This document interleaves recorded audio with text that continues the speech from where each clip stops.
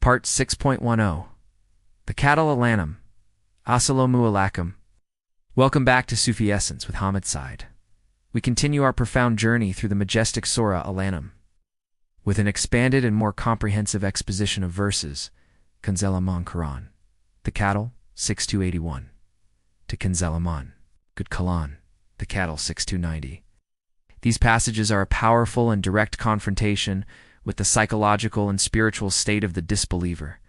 They meticulously peel back the layers of deception and denial, revealing the ultimate reality that awaits those who invent lies against Allah and deny His verses. This part will take us on a solemn journey to the Day of Judgment, showing us the futility of their fabrications and their ultimate helplessness. We will dissect the theological arguments within these verses, explore their profound Sufi implications, and confirm their teachings with the timeless wisdom of the prophetic traditions. Section 1. The Spiritual Security of Tawhid and the Progeny of Guidance. The verses that form the foundation of our initial discussion in this segment are as follows. Kanzul Iman, Quran, the cattle, 6-81. And how should I fear what you associate with Him, while you do not fear that you have associated with Allah that for which He has not sent down authority? So which of the two parties has more right to security, if you should know? This verse, Kanzul Iman Quran, the cattle, 6-81, is a magnificent and a powerful continuation of the intellectual argument of Prophet Ibrahim, peace be upon him. He presents a powerful rhetorical question to his people. Why should I fear your fabricated gods when you do not fear the Creator of the heavens and the earth? The verse exposes the profound spiritual irony of their position. They feared Prophet Ibrahim, peace be upon him, and his message. But they did not fear the grave sin of shirk polytheism, for which there is no authority from Allah. The verse then asks a profound and a decisive question. Which of the two parties has more right to security? The answer is implicit and unequivocal. The one who believes in Allah alone has a profound and an unshakable security that transcends all worldly fears. This verse is a powerful lesson in the spiritual and psychological liberation that comes with a pure and an unadulterated Tawhid monotheism. Quran, the cattle, 6-82. They who believe and do not mix their belief with injustice, for them is security. They are rightly guided.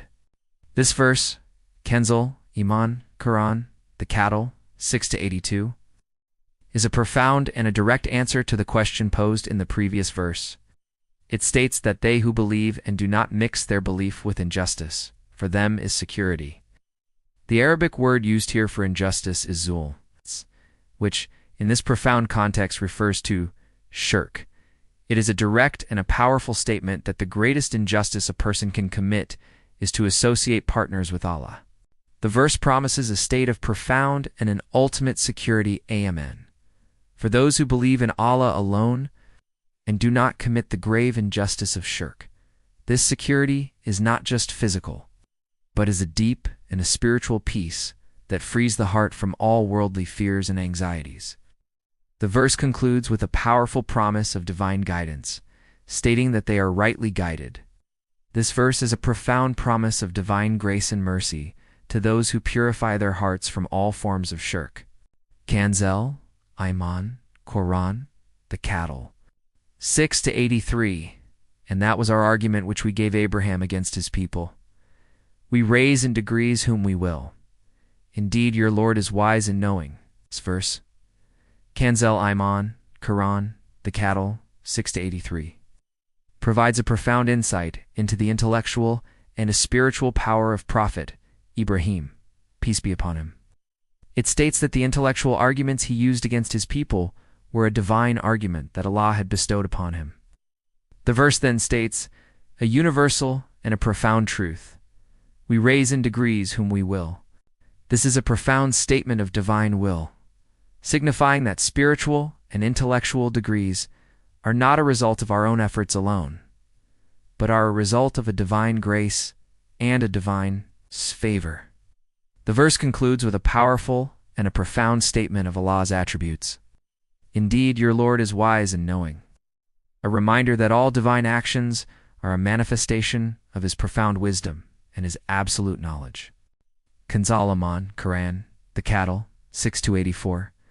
And we gave to him Ishak and Yaqub. Each of them we guided. Before him we guided. No, among his descendants Daud, Suleiman, Ayub, Yusuf, Musa, and Harun. Thus do we reward the doers of good. This verse, Kanzul, Iman Quran, the cattle, 6-84, is the beginning of a magnificent and an eye-inspiring list of prophets. It starts with the direct descendants of Prophet Ibrahim, peace be upon him, Shkazak, and Yaqub Jacob, and then mentions the great prophet Noah, signifying a direct and a spiritual lineage that transcends time. The verse then mentions a list of powerful and magnificent prophets. Daud, David, the prophet king, Suleiman, Solomon, the prophet king who had dominion over the jinn and animals, Ayub, Job, the epitome of patience and perseverance. Yusuf, Joseph, the prophet who was sold into slavery and became a governor. Musa, Moses, the prophet who was given the Torah. And Harun, Aaron, his brother and a fellow prophet. This list is a profound and an undeniable testament to the continuity of the divine message. The verse concludes with a powerful and a comforting promise. Thus do we reward the doers of good. Kanzul, Iman Quran, the cattle, 6-85. And Zechariah and Yahya and Isa and Elias. And all were from among the righteous. Ismael and Al-Yasa and Yunus and Lut. And each we preferred over the worlds. This verse continues the magnificent list of prophets, mentioning a new set of magnificent prophets, Zechariah and his son Yahya, John, who are both a testament to divine mercy. Isa, Jesus, the prophet who was sent with the gospel. And Elias, a prophet who was sent to guide his people back to the truth. The verse then states that they were all from among the righteous, a profound statement of their spiritual station. The list continues with Ishmael, a son of Prophet Ibrahim, peace be upon him, and a forefather of the Prophet Muhammad, peace be upon him. Al-Yasa, Alicia, niece Jonah, the prophet who was swallowed by a whale. And Lot, the prophet who was sent to a deviant people. The verse concludes with a powerful and a divine statement of their spiritual station, and each we preferred over the worlds. Context of revelation, the social dynamics of early Islam, and the divine wisdom of trial. The verses in this section were revealed at a time when the early Muslim community was facing immense social and economic pressure. The Meccan elite, who were the leaders of the society, looked down upon the poor and the weak believers, and they used their social status as a means of mockery and ridicule. These verses directly address this social injustice and provide a profound spiritual lesson. They teach that true honor is not in social status or wealth, but in the sincerity of one's heart and the purity of one's intentions. The verses also serve as a profound form of divine comfort to the poor and the weak believers, reassuring them that they are not alone and that their sincerity is more valuable in the eyes of Cumberdew Allah than the wealth and the social status of the disbelievers. The verses also highlight the importance of patience and perseverance in the face of social persecution. Sufi perspective, the alchemy of the heart and the essence of adab. From a Sufi perspective, the humility and the sincerity mentioned in these verses are a core part of the Sufi path. The Sufi sees Iblis, Satan, as the ultimate embodiment of spiritual arrogance, while the Prophet, peace be upon him, is the ultimate embodiment of humility.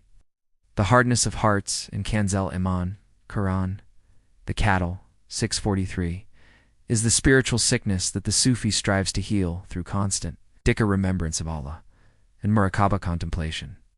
The Sufi understands that the true fakir spiritual poverty is a state of utter dependence on Allah, a state that breaks the ego's illusion of self-sufficiency.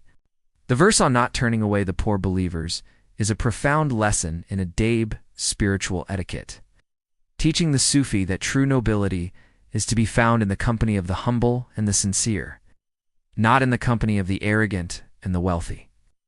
The Sufi believes that the true spiritual alchemy is to turn the heart of a person from a hard rock into a soft and a receptive vessel for divine light. Commentary from Ziya-ul-Quran, The Wisdom of Divine Retribution. The Ziya-ul-Quran commentary provides a deep scholarly analysis of the psychological and spiritual dimensions of these verses. The commentator explains that the phrase, but instead to him alone you will call, is not just a rhetorical question, but a profound statement of divine truth that exposes the ultimate hypocrisy of the polytheists. He provides a detailed explanation of the divine wisdom behind the seizure of nations, explaining that the hardship was a form of tazkira reminder and a chance for repentance. The commentary also provides a deep analysis of the verse on the unexpected suddenness of divine punishment, explaining that it is a direct consequence of their spiritual heedlessness.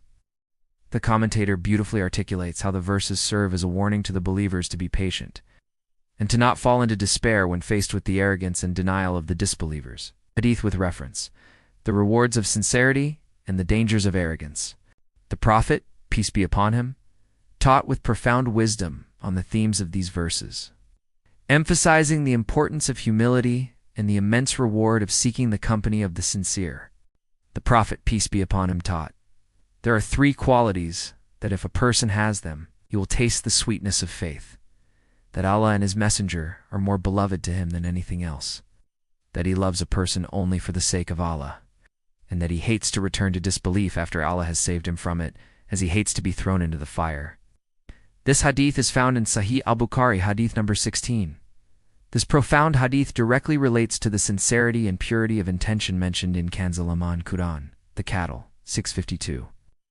It shows that the true sweetness of faith is not in worldly gain, but in a state of pure and unadulterated love for Allah and His Messenger, peace be upon him.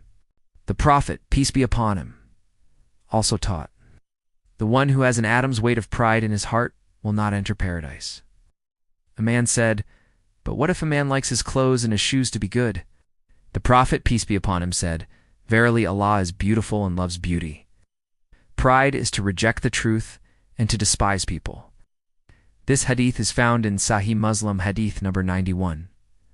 This profound hadith provides a direct commentary on the arrogance of the Meccan elite mentioned in Kanzul Iman Quran, the Cattle, 653. It reveals that the true meaning of pride is not in one's appearance, but in one's spiritual state, to reject the truth and to look down upon others.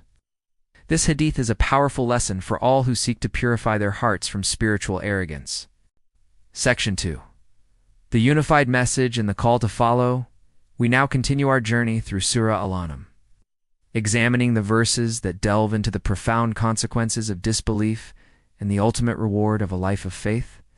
Kanzul Iman Quran, the Cattle, 656, say indeed, I have been forbidden to worship those you call upon besides Allah.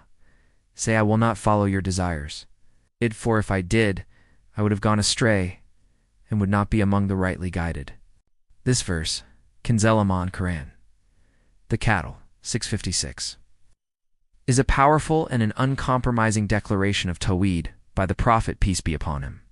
It is a direct and a decisive refutation of the polytheist's demands for him to compromise on his faith.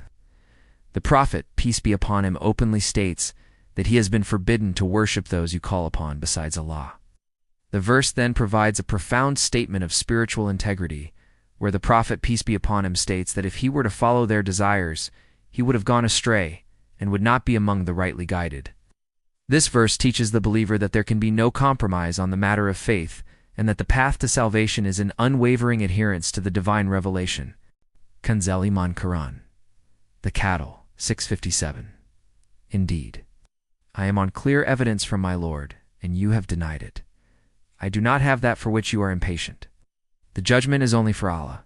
He relates the truth, and He is the best of judges.